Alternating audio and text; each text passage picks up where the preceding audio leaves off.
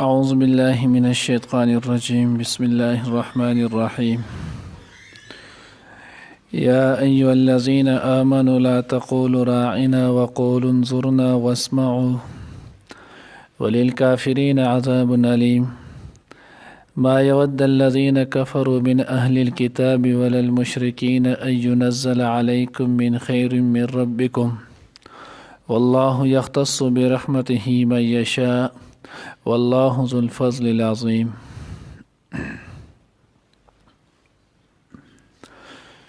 نانی درس کی انشاءاللہ العزیز سورۃ بقرہ رکوع نمبر 13 آیات نمبر 104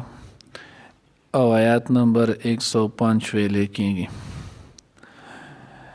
د رکوع د ماقبل رکوع سره ربط او مناسبت د ماقبل سره ربط دانی چې دینه مخکې هم د یهودو چې نو هغوی د شرارتونو تذکره وه او د رکوع کې اوس هم د یهودو چې نو هغه د شرارتونو تذکره د هغې نه یو بل شرارت الله پاک ذکر کوي. د حضور علیه الصلاة والسلام مجلس لبه مختلف قسم صحابه کرام رضوان الله تعالی اجمعین راتل او دا چونکې د انسان هم فطرت د دنیا هم په دې خبره باندې مشاهده ده چې په خلکو کې هر قسمه شیان او هغه خلک وي اعلی فهم والا تیز ذهن والا دا پکې وي درمیانه درجې چې دی نو هغه ذهن ذکاوت والا داسې کسان پکې وي او بعضې کسان پکې غبي قسم چې دی نو هغه هم وي چې د هغوی په سوس و کرته چې دی نو هغه خبره کوي خلاصه مشتی رځي. بعضې الله داسې ذهن ورکړی چې سړی لا خبره کوي خبره یې لا هغه شروع کړي لا قدرې نه وي هغوی زه بس په دې خبره ورسېدم چې دې ځای نه اوس دی دا خبره کوي دا مقصد وي. بعضې داسې چې هغه څنګه خبره چې دی نو هغه شروع شي د هغه څه وخت پورې خبره وچړلی شي نو هغه پرې پوه شي. بعضې داسې چې هغه خبره ختمه شي خو د خبرې ختمېدو باوجود بیا ورته هم پته ونه لګي چې زلیخه سړی او که ښځه نو دا د فطرت کار دی دا د الله جل جلاله په هر دور کې داسې پیدا کړي. نو چونکې حضور علیه الصلاة والسلام خواله به چې کم صحابه کرام رضوان الله تعالی اجمعین راتلل نو هغې کې د ښار اوسېدونکي هم ول پوهه چې دی نو هغه لیکه پړه هم ول انپړ پکې هم ول د بانډونه چې دی نو هغه به هم صحابه کرام رضوان الله تعالی اجمعین راتلل. نو د صحابه رسول الله صلی الله علیه وسلم ته فرمایل چې ای د الله رسوله تاسو چې کله چې دی نو هغه موږ ته څه شریعت څه حکم چې دی نو هغه بیانوئ نو د صحابه کرام به ووایي چې راعینا د الله رسوله په دې کې زموږ لحاظ ساته زموږ د عقل او فهم مطابق موږ ته چې دی نو هغه دقه شانتي وایي چې زموږ سمجھ کې راځي ډېر چې نو هغه را باندې ډېر مشکل نشي لکه بارها کرت حدیث مبارکه چې نو هغې نه ډک دی چې صحابه براله حضور علیه الصلاة والسلام ته فرمایل یو پیر سامرانو د الله رسوله شرایع د اسلام چې دی نو هغه ډېر شي چې دی نو هغه دي اوس دغه ټول زه نشم یادولی تاسو ماته چې دی نو هغه داسې مختصر وصیت وکړئ چې وي مختصر او وي ډېر زیات جامع. نبی علیه الصلاة والسلام ورته وفرمیل ویې ته وایه چې آمنت بالله ثم استقم ما د الله په ذات علی باندې ایمان دی په دې باندې قایم اوسېږه. بل دور کې چې نو هغه دغه شان صحابي رالو نبی علیه الصلاة والسلام ته وفرمیل د الله رسوله صلی الله علیه وسلم ویل داسې چې دی نو ډېر شی دعاګانې او دا دي ما ته یو جامع دعا چې دی نو هغه وښیئ چې زه هغه دعا کوم او په هغې کې ستاسو دا ټولې دعاګانې چې دی نو هغه راشي. نبی علیہ الصلوۃ والسلام ورته فرمایل وی تو چې اللهم انا نسألك خير مما سألك منه نبيك محمد صلى الله عليه وسلم ونعوذ بك من شر ما استعاذك منه نبيك محمد صلى الله عليه وسلم وانت المستعان وعليك البلاغ ولا حول ولا قوة الا بالله. دا ټول دعاګانو لرجینو هغه جامع ده دغه مختلف صورتونو کې راغلي نو صحابه کرام رضوان الله تعالی اجمعین په دغه تر باندې چې نو هغه وي چې راینه چې نو هغه زمونږ خیال ساته راینه معنا زمونږ چې نو هغه خیال پکې وساته دی ویلو نو دغه نه چې نو هغه يهودو غلطه معنا واست ځکه د عربی لغت کې د راینه معنا چې نو هغه زمونږ خیال وساته زمونږ رعایت وساته او په عبرانی ژبه کې کم چې د یهودو مذهبي ژبه او د هغوی چې نو ژبه نو په هغې کې د راعي نه معنی چې دی نو هغه بېوقف و کنزل ول سب و شتم چې دی نو هغه ایمان نو دوی خوشحاله شول. دوی چې اوس داسې موقع موږ ته میلاو شو دغه لفظ مسلمانان هم وایي او دوی به چې دی نو دا لفظ هم ویلو او دا لفظ به دوی په حرامیتوب چې دی نو هغه ویلو د بې راعنا یا محمد صلی الله علیه وسلم. حضور ته چې دی نو هغه بدې ردي په دې باندې. او دویم چې دی نو هغه دا دی کله چې دا عین باندې لږ اواز راښکودلی شي راعینا یا چې دی نو هغه سره جوړ شي نو بیا معنی د هغې دا ده چې راعي نو دا بیا چې دی نو شپنکي ته ویلی کېږي چرواهه ته ویلی کېږي نو دو به وی راعینا نو چې کله به راعینه چې دی نو هغه وي العیاذ بالله نو د الله پیغمبر ته به وی ای زمونږ چې دی نو بزې سرونکیه. نو دوی دغه شان چې دی نو هغه لفظ په دغه شرارت باندې واغستو او بیا به په اپس کې چې نو خندل به چې مونږ حضور علیه الصلاۃ والسلام ته العیاذ بالله دغه شان ته وي مسلمانان ته چې نو هغه مونږ د سوای د هغوی پیغمبر ته دی په پوهېږي نه. روایت کې راځي خازن او صفت التفاسیر دواړو چې نو هغه روایت نقل کړی دی د هغوی چې یو پیره حضور علیه الصلاۃ والسلام چې نو هغه په مجلس کې دغه شان چې نو یو مجلس کې دغه وویلو په دغه مجلس کې وس چې نو هغه دغه په مخ کې ویلو حضرت سعد بن معاذ رضی الله تعالی عنہ په مخ کې. نو چې کله د سعد بن معاذ رضی الله تعالی عنہ په مخ کې چې نو هغه د لفظ ویلو سعد بن معاذ رضی الله تعالی عنہ چې نو هغه ورته ډیر زیات غوسه شولو او دا ورته علیکم لعنت الله پتاسو د الله لعنت وي که بیا کم یو کس نه ما دا لفظ واردو لاضربن عنقه نو که تاسو کې ما د چا نه بیا چې نو هغه داسې واردو چې تاسو حضور علیه الصلاۃ والسلام ته راعین ټکې استعمال کو نو زه به د هغه نه سټ چې نو هغه والوزم. نو دی ورته تاسو مسلمانان چې دا لفظ وایي نو هغه ورته داسې خو بیا دا شول. نو الله جل جلاله په دغه باندې دا آیات چې نو هغه راولېږلو چې ای مسلمانانو یا ایها الذین آمنوا لا تقولوا راعنا تاسو لفظ راعینه چې نو هغه موایي تاسو خو دا لفظ په ښې طریقې سره استعمالوي خو دې دغه لفظ چې نو هغه په غلطه طریقه باندې استعمالوي. وقولوا انظرنا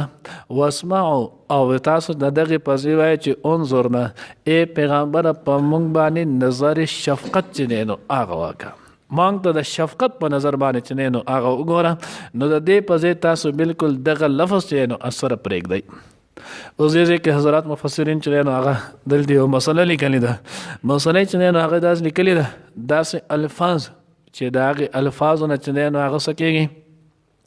معنی د هغې یوی او خلک د هغې نه چې نو بله معنی اخلي او په هغې سره چې نو د دین اسلام یا د دغې کې چې نو هتک راځي نو داسې کار داسې لفظ چې نو هغه بیا خلک پرېښودلی شي چې د هغې نه کله چې نو هغه دقه شانتي هتک چې نو هغه راځي یا د هغې نه چې نو هغه نقصان پیدا کېږي نو داسې الفاظ چې نو هغه پرېښودلی شي لکه څنګه چې دلته چې نو د الله پیغمبر وي چې دغه لفظ تاسو پرېږدئ دا لفظ چې نو هغه بدل کړئ نو حضور علیه الصلاۃ والسلام دغه حکم وکړلو نو داسې موقع باندې که داسې یو لفظ یا څو مسلې د هغې نه چې نو هغه وروسته نقصان جوړېږي نو دغه تاسو بیا پرېښودلی شي او په هغې باندې چې نو هغه معرف القرآن کې مثال ورکړی احادیث مبارکه کې داسې ډېر شی چې نو هغه دي خو یو مثال په هغې کې دا ورکړی دی چې حضور علیه الصلاۃ والسلام هغه وفرمیل چې یهود د مکې مشرکانو چې کله د خانه کعبې تعمیر کولو حضور علیه الصلاۃ والسلام ته نبوت نو میلاو شي نو په هغه وخت کې دوی د خانه کعبې په تعمیر کې چې نو بعضې کارونه چې هغه ابراهیم علیه الصلاۃ والسلام چې کم تعمیر د خانه کعبې کړ او دوی د هغې مخالف وکړلو نو چې کله دوی د هغې بعضې کارونه مخالف وکړل نو د الله پیغمبر وی چې اوس زما زړه غواړي چې زه دا واپس چې نو هغه د ابراهیم علیه الصلاۃ والسلام د هغې خانه کعبې په شانتې د دې تعمیر وکړم خو دې نه به بیا وروسته چې نو هغه مسله جوړه شي هر سړی به بیا په دې کې تغیرات کوي. او هم دغه وجه چې بیا امام مالک رحمت الله علیه په دور کې بیا حجاج بن یوسف چې نو هغه په دې باندې حمله وکړه په هغې کې چې کله دغه وشو نو حجاج بن یوسف بیا د اوسنی چې کم تعمیر دی نو دا د هغه را روان دی نو حجاج بن یوسف چې نو هغه بیا د قشن تعمیر وکړو دروازه چې نو که خیر مو کړی کعبې څوک چې تلي هغه دیم که نه تلي الله سره زموږ بار بار بوځي نو د هغې هغه تعمیر چې د کعبې خانه کعبې چې کومه دروازه ده نو هغه دروازه که مو خیال کړی اوچته لګېدله دا به مخکې تعمیر ابراهیمي کې دا لاندې ښکته وه دغه شان د حتیم دا کم ځای چې دی نو دغه حتیم ځای هم بهر دی دا 3238 چې نو هغه زراعت دغه شانتې چې نو هغه په دوره ځای و نو بیا په دې کې چې نو شپږ فوټه ځای دا یقیني د خانه کعبې حصه ده چا چې په دغې کې مونځ وکړو نو دا بالکل ګویا چې خانه کعبه کې دننه مونځ وکړو نو دا هم په هغې کې نو بار شي. نو بهرحال بیا چې کله دې څه وشو نو بیا دغه حجاج بن یوسف دا په دې طریقې د دې تعمیر وکړو. بیا چې د دغه نه وروسته کله چې د هارون رشید بادشاه چې نو دور رالو نو هغه بیا وی چې دا وس واپس بیا هغې زوړ تعمیر ته اړو. نو بیا هغې باندې ورته امام مالک رحمت الله علیه په هغه وخت کې چې نو هغه فتوا ورکړه. مدینې لوی عالم و دی هغه ورته د خانه کعبې نه چې نو هغه د خدای د کور نه کیلونه مه جوړوئ. یو بادشاه به راضي په یو طریقه به کوي بل به راضي هغه به په بل طریقه کوي. نو دې نه چې نو هغه کیلونه مه جوړوئ دا هم بس دقه شانتې پرېږدئ. نو د هغې نه وروسته په دې دقه فیصله وشول او دا را روان ده. نو بهرحال نو موږ وایو چې حضرات دلته په دې ځای کې دقه لیکلي چې یوې مسلې نه بیا وروسته نقصان جوړېږي نو هغه پرېښودلی شي. لکه څنګه چې دلته الله پاک وایي دغه ما تاسو چې نو حدیث واقع دقه وویله واسمعوا او خو واورئ وللکافرین عذاب علیم کافرانو د پاره چې نو عذاب دې دردناک. ما یود الذین کفروا من اهل الكتاب وللمشرکین ان ينزل علیکم. دې ځکه الله جل جلاله فرمایي وایي دا یهودو څومره چې هم کافر دي کاغه د اهل کتاب نه دي کاغه مشرکان دي که د هغوی نور دي دی نه غواړي ان ينزل علیکم من خیر من ربکم چې تاسو د ستاسو د رب د طرفه څه خیر چې دی نو هغه میلاو شي. نو دوی نه دا چرته هم نشي برداشت کېدی. څنګه چې مخکې تېر شوي الله رب العزت وایي چې بغیا من انفسهم دی چې نو خپل د ضد د وجې د حسد د وجې نه چې نو هغه دا وایي. مخکې تل شوی چې الله رب العزت وایي بغیا ان ينزل علیکم دی چې نو د حسد په بنا وایي چې تاسو باندې څه خیر چې نو هغه نازل نه شولی. نو حضور علیه الصلاة والسلام نو دې انکار هم داسې کړو. نو دوی به وایي چې د مسلمانانو ته څه خیر برکت عافیت میلاو نشي او دلته چې نو هغه د دې نه مراد من خیر نه مراد چې نو هغه نبوت دی وحی ده. نو دوی دا نه غوښتله. نو الله رب العزت وایي وحی دا چې نو څه کسبي شي زده نه چې سړی به په خپل کسب باندې چې نو هغه واخلي. وحی دا چې نو هغه سره دا د الله جل جلاله په فضل او کرم باندې کیږي. الله رب العزت چې په چا باندې غواړي په خپل فضل سره کیږي. دې ځای کې چې نو هغه مرزا قادیانی ملعون چې نو هغه زوی دا هغه زوی چې نو هغه سراج الدین محمود د کسر ملعین دی هغه بدبخت چې نو هغه دا هم لیکلی دی. هغه وایي چې نبوت دا هر سړی چې دی نو هغه اخیستلی شي او چا چې العیاذ بالله سوره ډېر محنت وکړو وایي دی چې نو په دې درجه کې د رسول الله صلی الله علیه وسلم نه مخکې هم تلی شي. نو دا دغه ملعون چې دی نو هغه خبره ده. الله وایي داسې چې دی نو هغه چېرته هم نشي کېدی. نبوت دا د الله جل جلاله د طرف نه محض د الله په فضل او د الله په کرم الله چې چاته غواړي هغه له ورکوي. نو ځکه الله وایي دا د کافرو د وخت نه چې دی نو هغه دغه منصوبه ده د هغوی د وخت نه چې دی نو دا نه غواړي. خدا د الله احسان دی چې تاسو باندې دغه خیر چې نو هغه نازل کړی دی. تاسو له الله پاک دغه پیغمبر چې نو هغه راکړو او دغه پیغمبر په امت کې پیدا کړو. والله یختص برحمته من یشاء. الله رب العزت چې نو خاص کوي په خپل رحمت سره من یشاء چاله چې نو هغه وغواړي. والله ذو الفضل العظیم. الله د لوی فضل چې نو هغه خاوند دی. الله دې موږ هر وخت خپل فضل نه چې نو سرفراز کړي.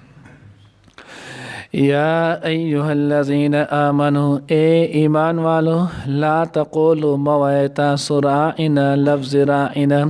وقولوا او وایي انظرنا اگورا منگتا یعنی بشفقت په نظر سره واسمعوا او خواوري وللکافرین او د کافرانو د پاره عذاب علیم عذاب دې درناک. ما یود الذین کفروا نغواړي کسان کم چې کافران دي من اهل الكتاب د اهل کتابونه ولا المشرکین او نه د مشرکانو نه سنه غواړي نه د خبره ای ينزل چې نازل کړي شي علیکم پتا سو باندې من خیرن سخیر من ربکم ستاسو د رب د طرفنا. والله الله پاک یختص خاص کوي برحمته په خپل رحمت سره مې یشا چاله چې وغواړي. والله ذو الفضل العظیم او الله د لوی فضل خاوند دی.